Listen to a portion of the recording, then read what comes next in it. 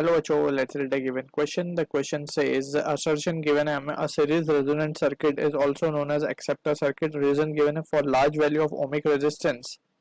The quality factor of a series resonant circuit is high. Option 1 assertion A is true. Reason R is true. Reason is correct explanation for assertion. Option 2 given assertion is true. Reason is true. Reason is not a correct explanation for assertion. Third option given assertion A is true, reason R is false. Fourth option assertion is false, reason is true.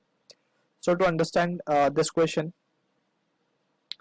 we need to understand about the key concept of series RLC circuit and its application.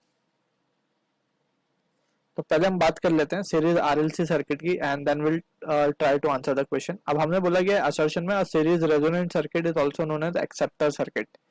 तो क्यों ऐसा बोला जा सकता है वो हमें check करना है, whether we can say it और not. So that is the thing we need to verify. तो यहाँ पे अगर हम मान ले, लेट्स सपोज, थोड़ा सा इसको हम समराइज कर लेते हैं. ये रेजिस्टेंस है हमारा, this is capacitance having capacitor having capacitance C, and this is inductor having inductance value L, and we are considering this is connected to an AC supply, and this is having V, and at any instant we are considering the current I is flowing through all the three components. ठीक है.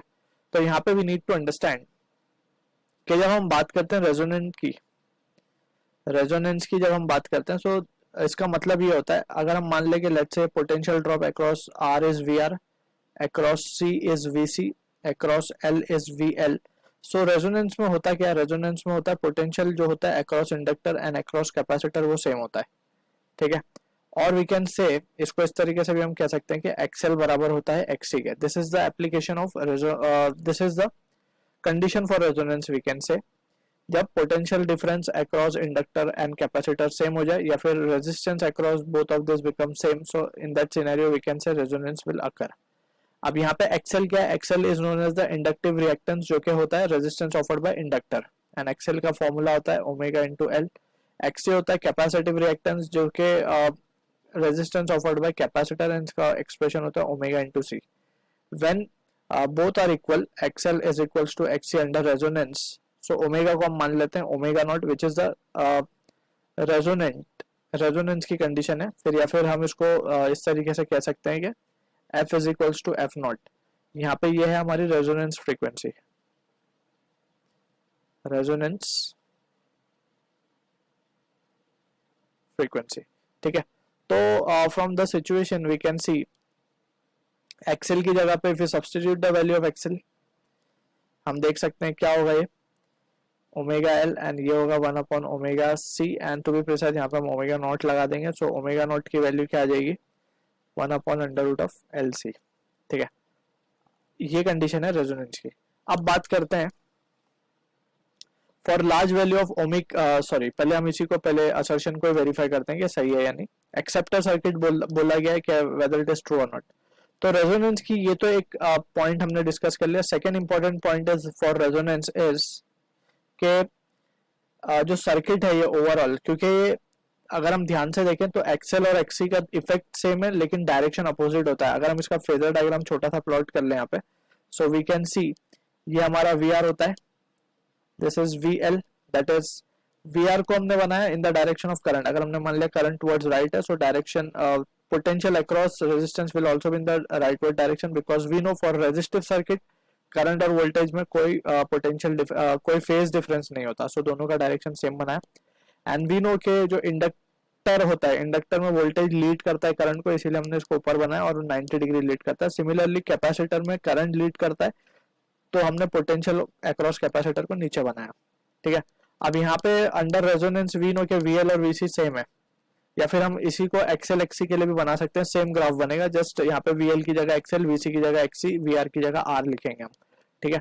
तो यहाँ पे हम देख सकते हैं VL और VC इक्वल हो गए रेजोनेंस में, बट अपोजिटली डायरेक्टेड है, तो ये कैंसिल आउट कर देंगे. तो सिर्फ कौन बचेगा, R बचेगा, राइट. सो अंडर रेजोनेंस जो RLC सर्किट है ये बिहेव करती है as if it is pure resistive circuit, pure resistive circuit की तरह बिहेव करती है. And we need to understand यहाँ पे कि जो मैक्सिमम वैल्यू ऑफ करंट होती है I नॉट, इसको हम लिखते हैं V not upon Z. Total जो करंट हम सर्किट में मैक्सिमम करंट वैल्यू मान रहे हैं, that is peak value I not, इसको हम लिख सकते हैं by Ohm's law V not upon R, R की जगह हम जेड लिख रहे हैं, Z is the total resistance offered by these three components RLC, right? So यहाँ पे we need to understand कि जैसे हमने डिस्कस किया फॉर प्योर रेजिस्टिव, ये प्योर रेजिस्टिव सर्किट की तरह बिहेव करते हैं, तो यहाँ पे Z की वैल्यू किसके बराबर आ जाएगी, R के बराबर आ जाएगी, क्योंकि हमें पता है Z क्या होता है, Z का अगर हम फॉर्मूला लिखे तो Z is nothing but under root of R square plus XL minus of XC का द होल स्क्वायर। अब यहाँ पे अंडर रेजोनेंस कंडीशन में देख सकते हैं XL XC सेम है तो कैंसिल आउट कर देंगे, Z के लिए R के बराबर आ गई तो ये हो जाएगा V not upon R। Clear. अब यहाँ पे अगर हम ध्यान से देखें तो I नॉट जो है और V not upon R, R की वैल्यू अगर बढ़ेगी तो I नॉट की वैल्यू क्या हो जाएगी, कम हो जाएगी, ठीक। एंड ऑल्सो हम डायग्रामेटिकली या फिर इस एक्सप्रेशन के थ्रू, Z के एक्सप्रेशन के थ्रू क्लियरली समझ सकते हैं कि R की वैल्यू XL और XC तो कैंसिल आउट हो गए, तो सिर्फ Z R पे डिपेंड कर रहा है, यानी कि R की वैल्यू मिनिमम है, यानी कि रेजिस्टेंस मिनिमम है बेसिकली वी कैन से। अगर रेजिस्टेंस मिनिमम है तो दिस इंप्लाइज दैट के करंट विल बी मैक्सिमम, और रेजोनेंस में यही होता है कि maximum current flows in the circuit, इसीलिए हम इसको एक्सेप्टर सर्किट कहते हैं। So that is the thing we need to be clear with. Series resonance circuit को हम एक्सेप्टर सर्किट क्यों कहते हैं, because maximum current flows through the circuit. अगर ये पैरेलल में कनेक्ट होती तो पैरेलल में करंट मैक्सिमम फ्लो नहीं होता, राइट। फिर हम उसको उस तरीके से कह सकते हैं पैरेलल रेजोनेंस सर्किट में जो है इम्पीडेंस वो इनफाइनाइट होता है, बेसिकली बहुत ज्यादा होता है, ठीक है ना। वेरएज यहाँ पे हम देख सकते हैं कि जो रेजिस्टेंस ऑफर्ड है वो है ऑलमोस्ट आर के बराबर, मतलब बहुत कम है, ठीक है ना। तो इस केस में आइडियली केस में हम ले सकते हैं कि आर की वैल्यू भी 0, तो यहाँ पे करंट की वैल्यू मैक्सिमम हो जाएगी, ठीक है। सो इसीलिए हम इसको कहते हैं and therefore this is the maximum current that can be allowed in the circuit, इसीलिए हम इसको एक्सेप्टर सर्किट कहते हैं, ठीक है। अब ये तो हो गया हमारा ट्रू असर्शन। अब बात करते हैं रीजन की, तो रीजन में हमें बात करनी है about the quality factor. So quality factor जो है बेसिकली एप्लीकेशन पे बेस्ड है रेजोनेंस के। सो क्वालिटी फैक्टर जिसको हम Q से डिनोट करते हैं, it is nothing but the ratio of resonant frequency that is omega naught upon जो वैल्यू हम लिखते हैं नीचे वो लिखते हैं बैंडविड्थ, जिसको हम लिखते हैं डेल्टा ओमेगा।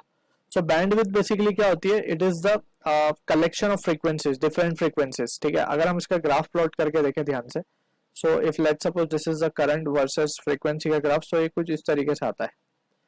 जितना ज्यादा शार्प ये ग्राफ होगा ऊपर की तरफ, उतना ज्यादा क्वालिटी फैक्टर अच्छा होगा।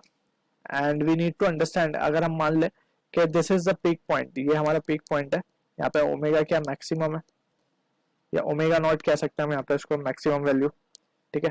तो इसके साइड में ये जो वैल्यूज आ रही है ओमेगा 1 एंड ओमेगा 2, तो ये जो रीजन है इसमें बहुत सारी फ्रीक्वेंसीज आर कमिंग, राइट। तो ये पीक जितनी शार्प होगी उतनी ही फ्रीक्वेंसीज ये कम आएंगी, या फिर हम यूं कहेंगे बैंडविड्थ कम होगा तो क्वालिटी फैक्टर ज्यादा होगा, राइट। एंड बैंडविड्थ का formula we have already studied, it is R/L, ठीक है ना। तो यहाँ से हम देख सकते हैं कि अगर हम R की वैल्यू बढ़ाएंगे, that is the ohmic resistance, if R is increased, this will imply that के delta omega will increase, right, and this will imply that quality factor will decrease, क्योंकि inverse relation हम देख सकते हैं। तो from the situation हमें बोला गया for large value of ohmic resistance, quality factor of series resonance circuit is high, for large value of ohmic resistance ये बहुत low जा रहा है, देख सकते हैं हम relation के हिसाब से। So we can say assertion तो true था, reason will be false. So from the situation we can say कि option 3 जो है हमारा correct होगा, assertion A is true, reason R is false. So option 3 is the correct answer to the question. I hope you understood the solution. All the best.